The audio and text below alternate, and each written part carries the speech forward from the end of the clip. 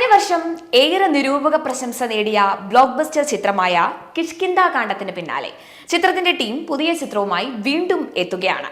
തിങ്കളാഴ്ച കൊച്ചി അഞ്ചുമന ക്ഷേത്രത്തിൽ പരമ്പരാഗത പൂജാ ചടങ്ങുകളോടുകൂടിയാണ് സിനിമയ്ക്ക് ഔദ്യോഗികമായ തുടക്കം കുറിച്ചിരിക്കുന്നത്.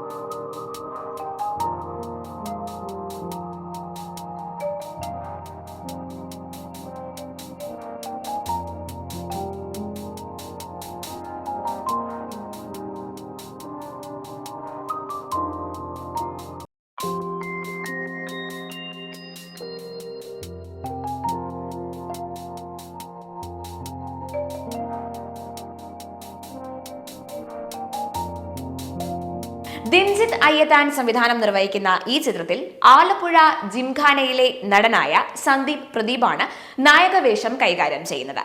കിഷ്കിന്ധാ കാണ്ഡത്തിന്റെ തിരക്കഥാകൃത്ത് ബാഹുൽ രമേശ് എഴുത്തുകാരനായി വീണ്ടും തിരിച്ചെത്തുന്നത് ഈ ചിത്രത്തിലൂടെയാണ്. കിഷ്കിന്ധാ കാണ്ഡത്തിലെ ടെക്നിക്കൽ ടീമിൽ വലിയ മാറ്റമൊന്നും ഇല്ലാതെയാണ് ഈ ചിത്രവും എത്തുന്നത്. ബാഹുൽ ഛായാഗ്രാഹകനും സൂരജ് ES എഡിറ്റിംഗും മുജീബ് മജീദ് സംഗീത സംവിധാനവും സജീഷ് താമരശ്ശേരി കലാസംവിധാനവും കൈകാര്യം ചെയ്യുന്നു.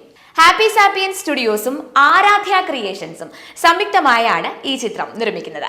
2024 സെപ്റ്റംബറിൽ ഓണം ആഘോഷവേളയിൽ പുറത്തിറങ്ങിയ കിഷ്കിന്ധാ കാണ്ഡം തീർത്തും ഒരു കത്തുന്ന ഒരു നിഗൂഢ ത്രില്ലർ ചിത്രമായി തിയേറ്ററുകൾ കീഴടക്കിയ ചിത്രമായിരുന്നു.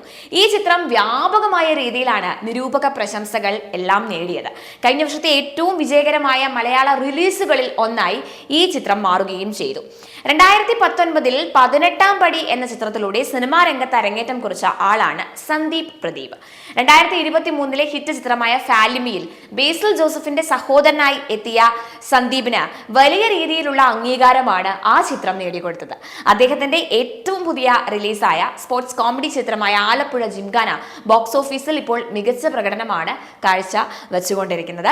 സന്ദീപ് പ്രദീപ് നായകനാകുന്ന ഈ ചിത്രത്തിൽ മണിപ്പൂർ സ്വദേശിനി ബിയാന മോമിനിയാണ് നായികയായി എത്തുന്നത്.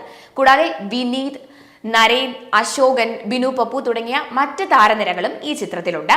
വാഗമണിലാണ് ഈ ചിത്രം പൂർണ്ണമായും ചിത്രീകരിക്കുന്നത്.